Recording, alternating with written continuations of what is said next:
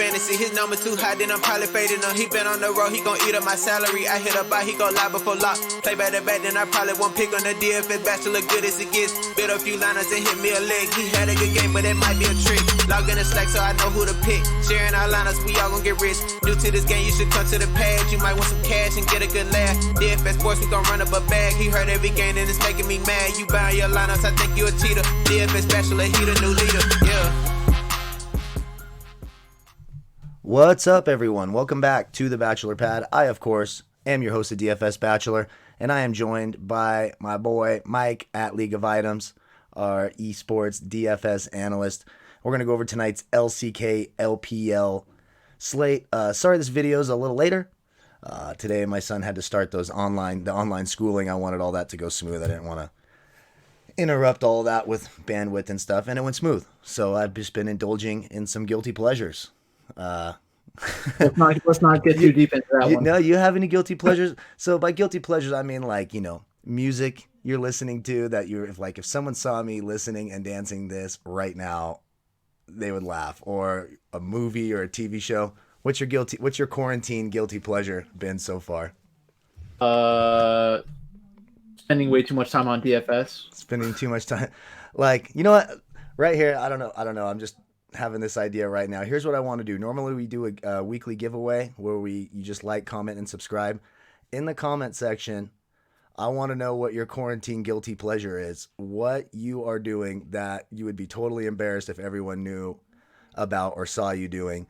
We're going to talk about them on the show, and then at the end of the week on Saturday's video, I'm going to give away $50 PayPal to a random guilty pleasurer. And I'm going to pick the funniest ones throughout the day and talk about them throughout the show. Today, I just have one for today.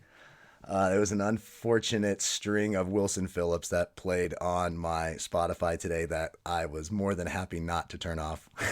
So I want to hear the guilty pleasures. I want to hear them in the comment section.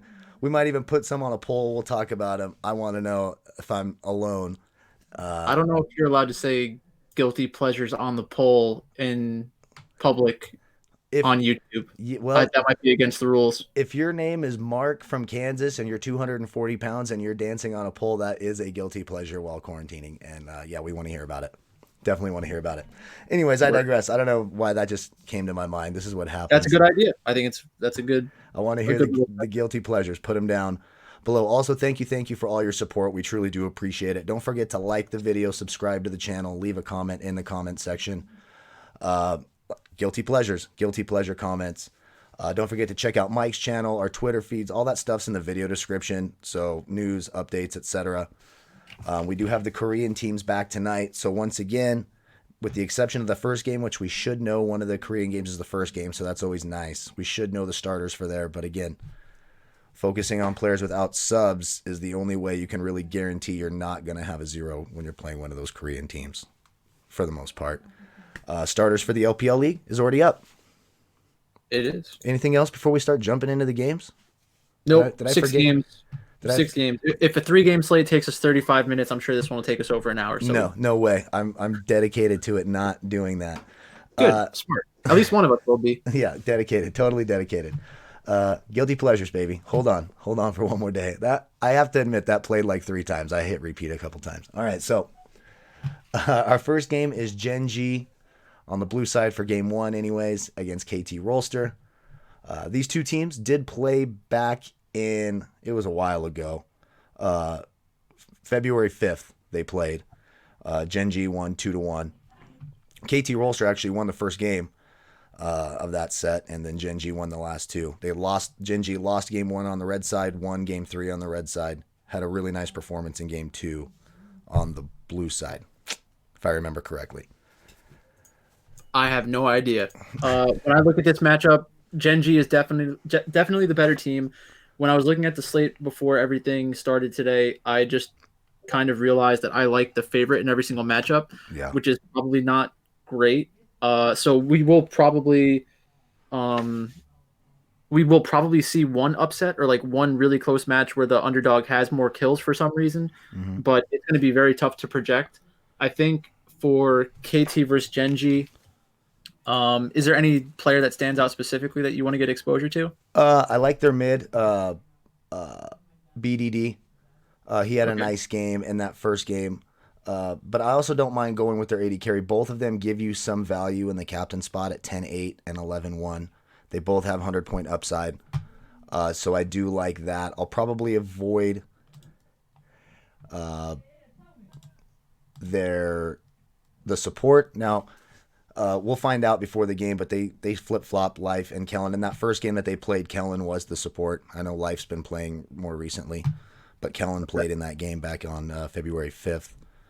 Okay. And I like their team score overall, 5,000 for a team that I think has a shot to win 2-0. I do like GenG's overall team score. I think there's some value to be had there. Okay. So looking at their last matchup, they played against Hanwha Life Esports, and Hanwha Life was able to win 2-0 or 2-1.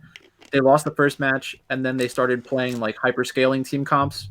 So they had a Kale top in game 2, and then they had a Gangplank top in game 3. Game 2, they had 21 kills. Game 3, they had 14 kills.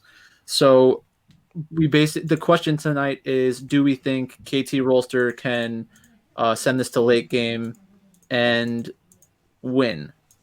I think that they have some of the components to do that. Kuro, their mid laner, is a very experienced mid laner. He plays a lot of different champions and has played in these kinds of metas before in the professional scene, so that's important to watch out for. Aiming, 80 carries are pretty meta resilient in terms of like what champions are able to play, because there's so much overlap in terms of like what's good in solo queue and what's good in the professional scene. I'm afraid about him. In the bot lane, I think that Tucson plus aiming can go even, but the real problem is going to be what happens in the top lane. And I'm not sure I have a ton of confidence in KT in the top lane. They don't have someone who they can depend on to carry the game, I don't think. So that's what I'm going to do a deep dive into later. Without any more information than that, I'm on GenG. Yeah, me too. The only problem is that I can see them winning this pretty easily, like through the macro game. So that's the main thing that I would watch out for tonight. And there was one more thing that I was going to say about GenG. Oh, about the playoff picture. So I need to look at the playoff picture. So what do you think about KT? Are you going to have any KT tonight, Probably. or would I need to make like an extremely compelling argument? Probably not. There's another underdog. There's a couple other underdogs that have actually beaten the teams that they're playing recently that I think have a better chance at winning. That I will. Okay. So I'm probably not gonna have any KT, but I'll definitely have GenG. I do like the matchup, and I think that they have a shot at winning 2-0. But like I said, just the salary savings and the upside, because like you said, all the favorites seem pretty reasonable tonight, so you got to figure out a way to save. So GenG could be one of the favorites where you can save a little bit. Okay. So what I would say, just looking at the standings, KT is a lot higher up than I realized. Yeah. So this is like the number one seed versus the number 4 seed. Right. So basically in this matchup, I would expect KT Rolster. They're going to be pushing themselves like extremely hard in this matchup, I think, because they want to be able to go into playoffs knowing they have a chance of actually beating these higher seeded teams. And the way that the playoff format works in Korea, I think, is still the gauntlet. So all of these matchups really matter to like separate themselves from 5th and 6th place, because it's like a reduced number of matches they have to play. So for this matchup tonight, I need to do more research on top lane specifically. If I look at Sowan's champion pool and previous performances, and I start to think that he has a chance of playing something like Kale or Gangplank and can carry the game, then I'll give KT Rolster a realistic chance of winning. Otherwise, I would need to find their jungler Bono. I would need to find some like very good carry junglers that he plays, and then that's the only way that I can get onto them tonight. Gotcha. Makes sense. Let's go to game 2. It's an LPL game, so we have the starters already for this on our Twitter pages. You can find them there at DFS Bachelor, at League of Items. EDG and OMG. EDG is the favorite. These teams, all 3 of the Korean games, is a rematch from sometime in the spring. The 3 LPL games are not. Okay. EDG is the obvious favorite. Oh, because these are the rescheduled ones. These are the right. postponed ones. Yeah. Right. Okay. That makes sense. Right. So EDG is the favorite. OMG a live dog in this one. Okay. So just to like keep track of while we're going through the games, I think that KT is a better dog than what everyone's going to kind of think of at first glance because nobody really plays them in DFS. And if they're not paying attention to the real standings, they're going to think they're miles apart. GenG still needs to fight for first place, so it's a tough situation. They're both playing for something. In terms of EDG OMG, I think that DFS players are going to like this matchup more than KT, but I think I'll like KT more than OMG. So OMG technically a live dog, but I think that EDG is the better team. EDG is very expensive on the slate. And didn't we talk about how sometimes when teams beat OMG, it's still a lower scoring type game. OMG, Yeah, it's just, I am. It's just not like those type of bloodbath games that you're looking for. Yeah, I am concerned with that as well.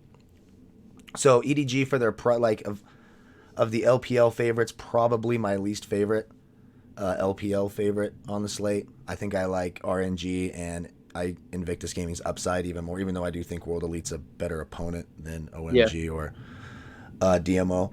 So I probably will have less exposure to EDG than any of the other LPL favorites.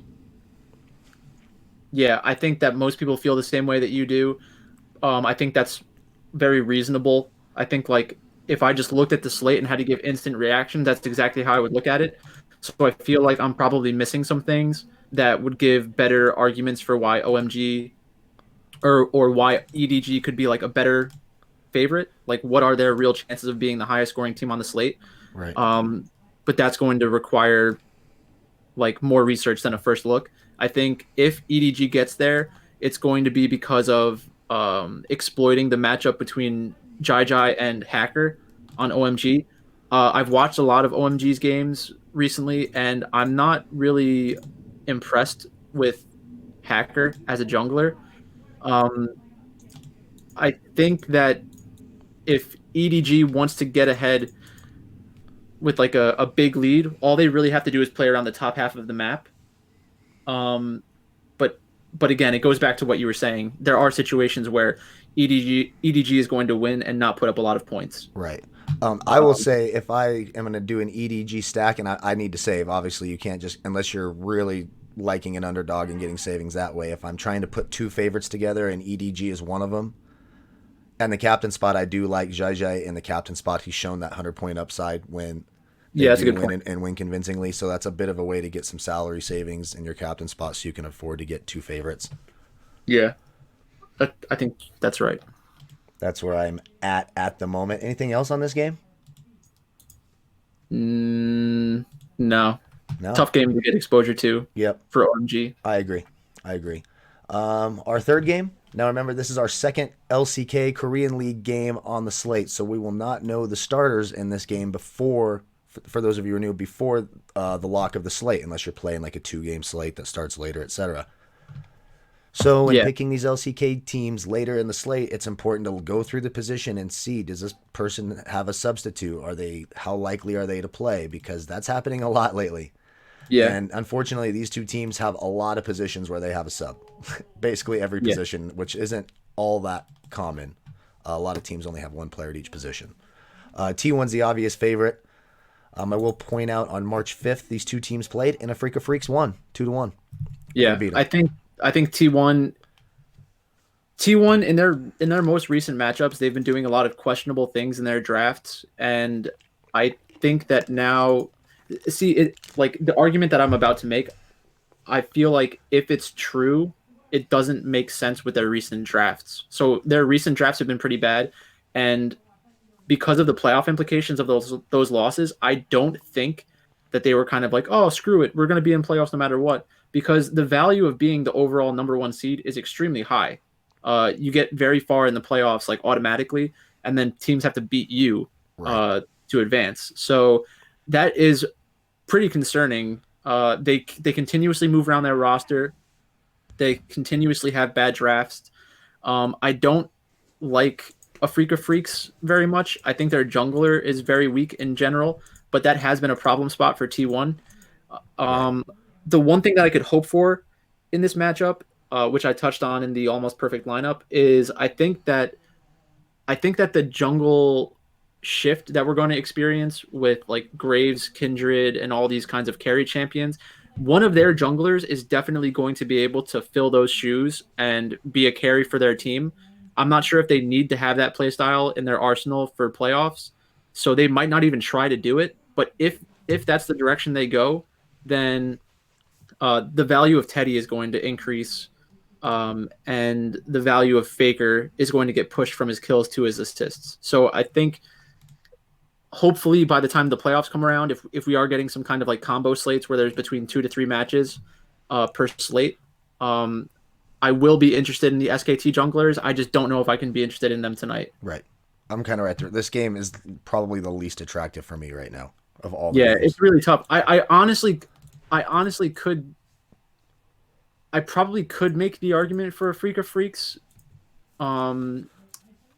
to win because of drafting issues again. Right. But I'm not going to have more than one lineup Sure. probably with Sure. Afreeca Freecs. Sure. I'm right there with you. That makes perfect sense. Just a reminder, though, Afreeca Freecs did win the last matchup 2-1 about a month and a half ago. So Okay, so for whatever okay, so that's if you worth.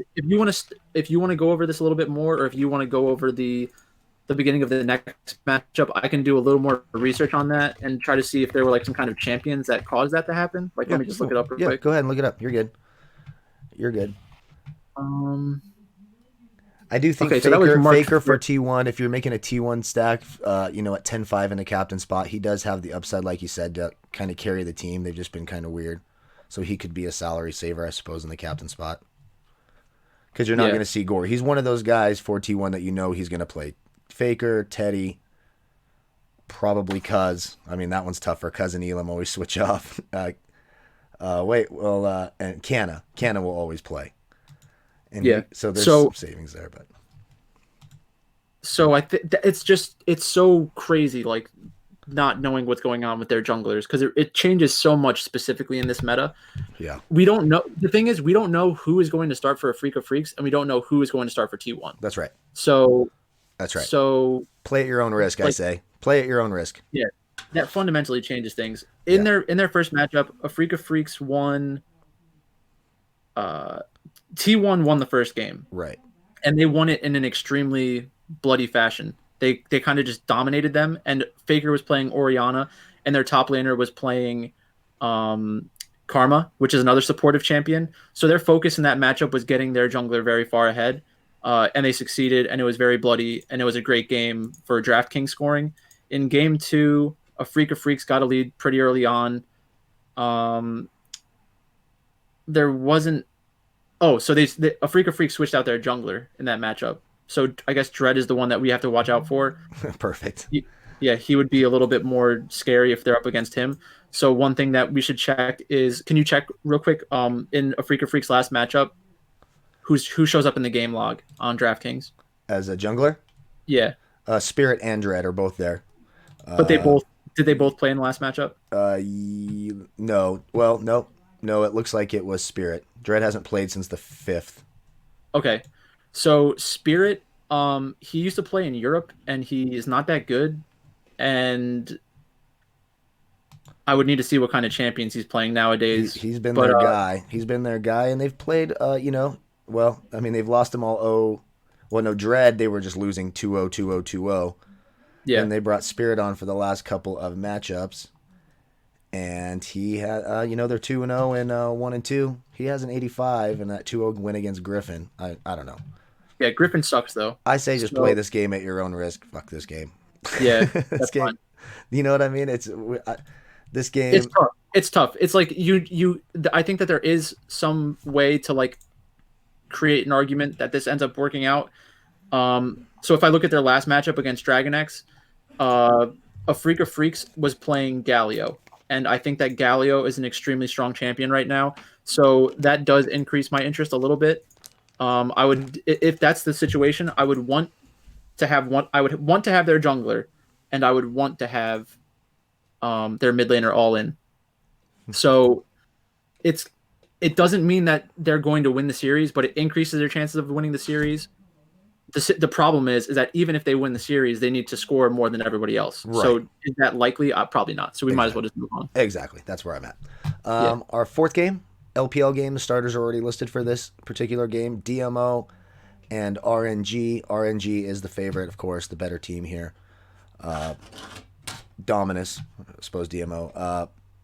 See a path for DMO. RNG, another expensive favorite. Slightly less expensive than EDG.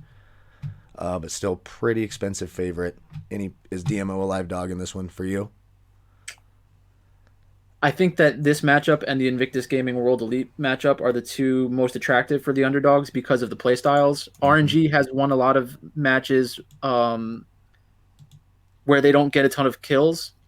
Like you'll see a depressed upside for RNG in a lot of their wins because like their ceiling is so much higher than the Draftkings points that they've been scoring. So it does scare me a little bit. Like their top laner and jungler specifically, they don't have the tremendous upside that you would expect from RNG, and their support too. I think part of that is because they haven't needed to dominate a team, because a lot of these other teams are kind of just willing to do handshakes and just lose slowly. Dominus is probably one of the more aggressive underdogs. So I think that does increase my chances of wanting to play RNG. And RNG is between first and third in every position in terms of how expensive they are. Right, they're very expensive. One thing to note, DMO has been kind of switching their mid laners, but Xie is starting today. It's not Xiaowei. So Xie is, well, tomato. But he is a better red side mid laner. Like if I knew that DMO is red side, I'd be more interested because the chances of them getting a last pick that he can carry on increases. So this kind of makes me want to play them a little less. In order for the draft to go really well for DMO, they would need to like first pick set, RNG pick an immobile 80 carry, and then everybody just dive the immobile 80 carry the entire game. Even in that scenario, there are still ways for RNG to win because they are a good team and they have a great mid laner. But that's the only path to victory I really see for Dominus. So it's going to be a little bit more. It's going to be tough to roster DMO. Yeah. I think that the drafted percentage, the ownership percentage for these guys is probably going to be between 10 to 15%, just because people want to pick Chinese teams. But again, it's another tough situation. Xiaohu and Betty are two of my favorite plays on the slate. Right. Which does make it a little tougher because they're two. So like we talked about with EDG and GenG, they have junglers who have high upside. It's not really been the case with RNG. They're so focused around their 80 carries and mid laners. So when you're paying for them to be in your captain spot, there's not really that salary savings of a player with huge upside unless maybe you go with their top. Lang X, and even him, I don't see the 100-point upside. So when you're rostering RNG, you're really going to have to put him with an underdog. You're not going to be able to get the upside of the RNG stack with another favorite. You just won't be able to afford it. Yeah, I could also see. I could also justify doing one-offs with RNG, either with Xiaohu or Betty. Mm-hmm. I think that on a 6-game slate, there are going to be a lot of unique roster constructions that make sense. Because if you have 3 unique winners and the carries just go off, like the different carries go off, then you could have like Xiaohu plus the Shy plus Hope or something like that, or Teddy. So just watch out for unique roster constructions and ways to pivot when you have additional salary, because there are players who have very high kill upside. It's just that their teams won't necessarily benefit. So if Xiaohu gets onto a champion like LeBlanc or Zoe, we could have like a night performance from Top Esports when he had like 19 kills in that one game. Right. That's in the realm of outcomes for Xiaohu, and he had a pretty horrible match in their last match. So I would expect him to bounce back. Or was that 2 matchups ago? 2 matches against Rogue Warriors. Yeah, 2 matchups ago. Because I think they won their last game. Yeah, against Rogue Warriors, he had that horrible Silas game, and then they just destroyed LNG. Right. So that's basically it for this game. Yep. I think that DMO is going to be one of the more attractive underdogs, but it's going to be tough for them to win. Sure. Just by nature, the three Chinese leagues underdogs are going to be more pot because you know who's going to play and they have bigger upside, especially people. So that's just how that is. Yeah. Our fourth game, it's another Korean League game, Damwon Gaming and Sandbox Gaming. Sandbox happens to be one of my favorite underdogs of the night. Okay.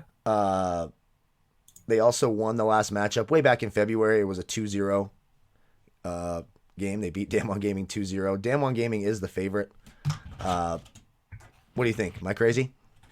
I am going to look that up right now. So in their last matchup, oh my God, this is okay. So the last time that they played was when like there were support top laners.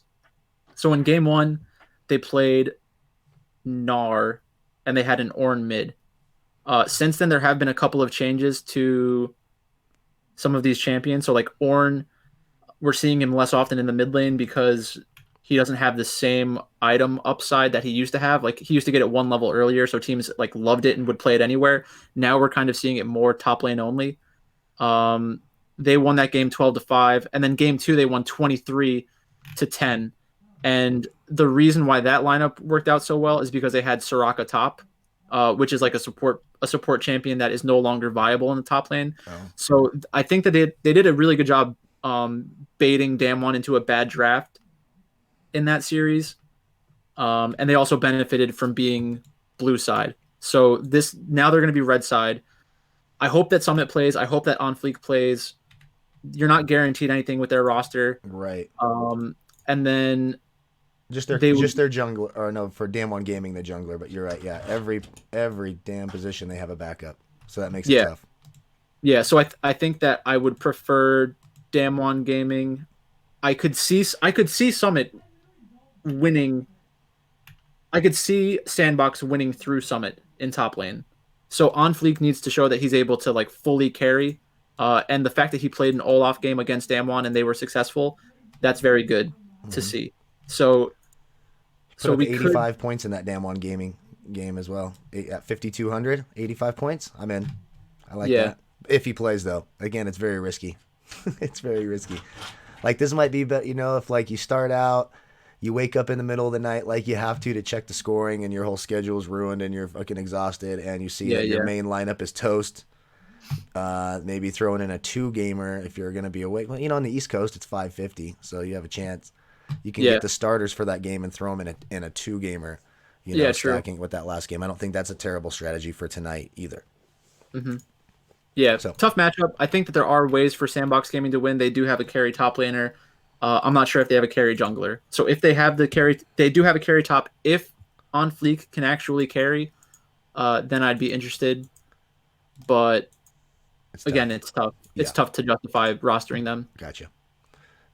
All right, let's move on to our last game. The most exciting, probably the game everyone wants to see, and of course it's the last one. 3:30 in the morning for me, 6:30 in the morning for you. Invictus Gaming, World Elite. Invictus Gaming is obviously the favorite. They're the number 1 team in the league right now. World Elite's always an exciting underdog to play because if they do win, you are going to get a shit ton of points. They're also the most expensive underdog for obvious reasons as well. What is there a path for? Is IG a heavy favorite over World Elite, or does World Elite have a shot? I mean, every team has a shot. We should say that every team can beat the other team. Yeah, Invictus Gaming is definitely much better than World Elite, but I think World Elite is a good contrarian option because in their last match, they were extremely disappointing. So people who rostered them in their last matchup are probably going to stay away from them. They lost to eStar 0-2. Their top laner had negative 0.7 points. Oh my God. So that's very bad. Morgan is not a bad player. In a matchup against the Shy, it's going to be very volatile. So I think that I will definitely have exposure to World Elite. And I think that we might actually get a lower ownership than normal on World Elite. Because people do like playing World Elite, I think. Yeah. But after that last one, it's going to be tough for them to put them in their lineups. Yeah. So I will have World Elite. I do like World Elite. Specifically because they do play a lot of the champions that I want teams to be playing right now. It just hasn't worked out. in some of their games. Gotcha. But I'm willing to like continue. Like if I know that it's a winning, if I know that they can win a draft, then I'm interested. Gotcha. Invictus Gaming throws away drafts like pretty often, and sometimes they'll be in a winning position and just throw the game away anyways. Like they're super high kill and super high death. So I do want exposure to both sides. Yep. In this. Yep. And they're one of those teams, Invictus Gaming, talking about that they have a top laner and a jungler that you could consider in the captain spot for some salary savings, in Leon and the Shy, of course. Yeah, I like the Shy a significant amount more than Leon in general. Right. I think he's cheaper.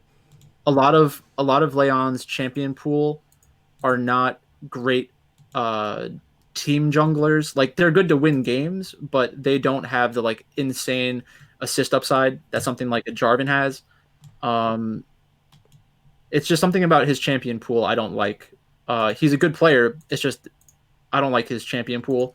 Right. So I think Invictus Gaming is going to be the most popular team on the night. I would expect them to have ownership in the 30s. And then World Elite, I think we're going to get them at a surprisingly low ownership in the single digits. Wow. And I think they should be in the double digits. So there might be some leverage there. If you have, if you're going to run multiple lineups, I would suggest having some lineups that completely fade Invictus Gaming. That's something I'll be doing tonight. Yeah, just hedge it. Yeah, like I don't one... mean that I'm going to fade IG. I just mean that there will be lineups where I just say to myself, for one reason or another, IG either wins 2-0 and doesn't get a ton of kills, or they manage to mess things up against World Elite. Right. I'm 100% with you right there. This is going to be an absolute record, especially for a 6-game slate. So we're at the end. Let's go over our three favorites, three favorites, three favorite underdogs. Yeah. My three favorites right now are Invictus Gaming, of course, for the upside. But for me, GenG really standing out to me. I like GenG an awful lot. And I think I'm leaning more towards EDG than RNG, just because in terms of lineup construction, I can be more flexible with EDG playing their junglers or their tops in the captain spot. Okay. I think Invictus Gaming is going to be the most popular, and I think they should be. Yeah. I think that RNG will be second most popular. They probably shouldn't be. I think as a stack, it's tough to stack them. They're expensive. Yeah. And then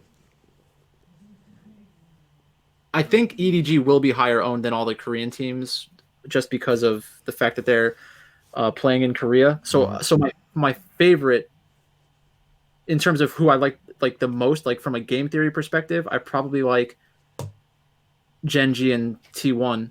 But I will not put out a bunch of lineups tonight without exposure to the Chinese favorites. Right. And I'm going to be making some lineups that incorporate carries from 3 different teams. And if I do that, then I'm going to want the salary savings from one of the Korean favorites in like top jungle and support, or more specifically top support and team, because you can get exposure to high kill junglers from the expensive games, high kill carries from the expensive games, and then just hope for the 2-0s in the Korean matchups. Exactly. Which is where GenG falls in for me. Even though you did make a good case for KT Rolster, so that's starting to. Yeah. So who's your favorite underdog? I think my favorite underdog, World Elite, for the upside. I think you've talked me into KT, even though I like GenG an awful lot. And then I like Sandbox. I like, they've shown they can beat them before. I know the game's a little different and everything, and that one's a little tougher to play, but I do like I might just do, even if I'm just getting some team savings with Sandbox and just one-offing them for team, I'm getting them for 4,400 if I need that. I don't have a problem putting them there, and if they get the win and score 50 points, I've gotten the value that I'm looking for. Yeah, okay. That's fine. I think that makes sense. I do like KT a lot more than I thought I would. Because the previous matchup makes me think that they do have a realistic chance of doing it again, but then all the playoff implications make me feel like GenG just comes out and destroys them. Right. Anything else on the slate before we get the hell out of here? No, I think that's basically it. I put out my almost perfect lineup video already. Once this is over, I'm going to do like a new short video called About Last Night, where I look at last night's games. A book of short stories? No, I'm kidding. No, I'll go over a little bit of the games last night, and then I'll try to put together the optimal lineup to see if it was like a 2-game stack or if there was like a bunch of random players in there, because I get a lot of questions about like about that. So sure, that'll be great. Watch out for that. That'll be awesome. Also, don't forget to comment with your guilty pleasure. We'll do a giveaway on Saturday. I want to hear those guilty pleasures. We'll talk the funny ones, and try not to, let's make them true. They need to be true guilty pleasures, not just to get your name said on the show. I want to know. And if you don't want your name said on the show, you just want to put it in there and just type in, "Don't say name." Yeah. Type that in. I want to hear these damn guilty pleasures. I've got more to share with you. We'll get deep into this box. We'll go down this rabbit hole. Appreciate you all again so much. Good luck tonight. Like, comment, subscribe. The links from our Twitter, Mike's YouTube page, all that is down in the video description below. The draft dashboard link is down there for those of you playing the Sim NBA and you want player pools, projections, and stuff in there. There's some good tools and lineup optimizers for that. We'll see you tomorrow. And we'll be at a normal time tomorrow. My son does not have to do all day online school tomorrow, so we'll be at a normal time, pending how much booze we have the rest of the evening. Thank you all again so much. Goodbye, folks. Word. See you.